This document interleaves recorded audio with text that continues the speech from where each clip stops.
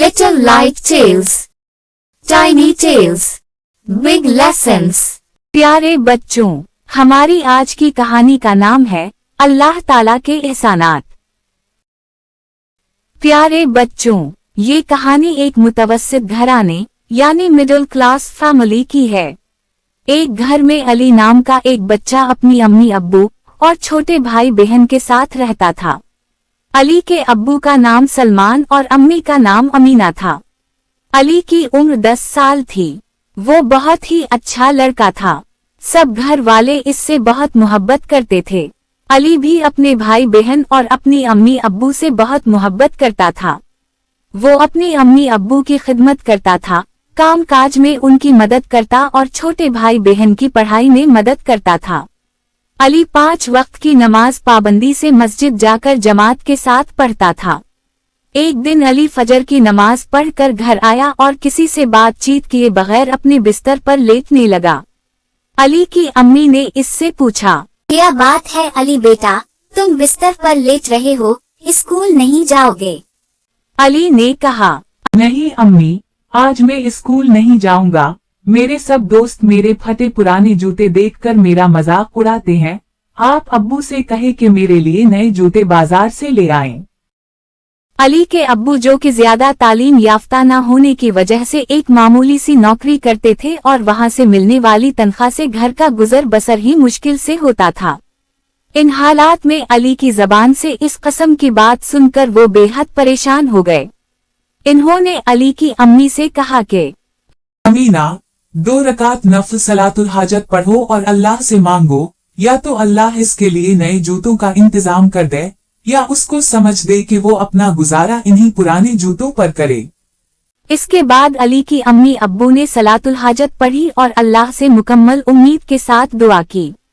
अली जुहर की नमाज के वक्त नींद से उठा और किसी से बात किए बगैर वजू करके मस्जिद की तरफ चल पड़ा। रास्ते में इसकी नजर अपने दोस्तों पर पड़ी जो नए जूते पहने स्कूल से वापस आ रहे थे। अली उनसे मुंह छुपाकर आगे बढ़ गया ताकि कहीं वो इसका मजाक न उड़ाएं कि अचानक अली की नजर एक लड़के पर पड़ी जो बैसाखियों के सहारे मस्जिद की तरफ जा रहा था। इसके दोनों पांव नहीं थे।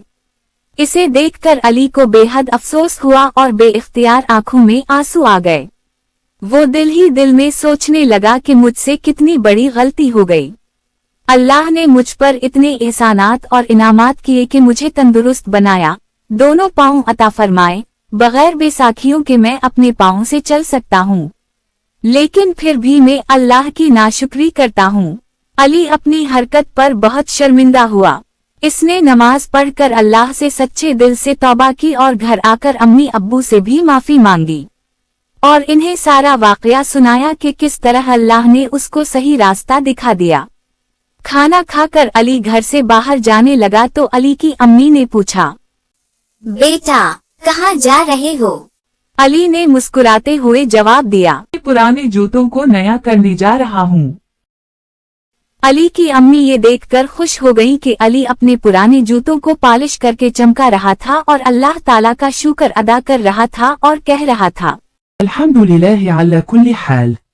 प्यारे बच्चों, इस कहानी से हमें ये सबक मिलता है कि अल्लाह ताला हमें जिस हाल में भी रखें, हमें खुश रहना चाहिए।